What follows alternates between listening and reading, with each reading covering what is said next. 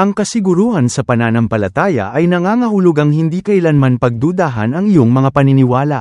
Ngunit ang tunay na pananampalataya ba ay natatagpuan sa walang patid na katiyakan, o lumalakas sa pamamagitan ng pagdududa at pagtatanong? Nakapagtataka, ang Biblia ay nagpapahiwatig na ang pagdududa at paghahanap ay mahalagang bahagi ng malakas na pananampalataya. Sa aklat ng Jeremias, Kabanata 20, talata 13, nakasulat, "At kayo'y hahanapin ninyo ako, at masusumpungan ninyo, pagkasisiyasatin ninyo ako ng inyong buong puso." Sinasabi ng Diyos na kung hahanapin mo siya ng taos puso, makikita mo siya, katulad ng paghahanap mo ng mabuti sa isang mahalagang bagay dahil mahalaga ito sa iyo. Tuklasin ang magandang kabalintunaan ng pananampalataya at pagdududa.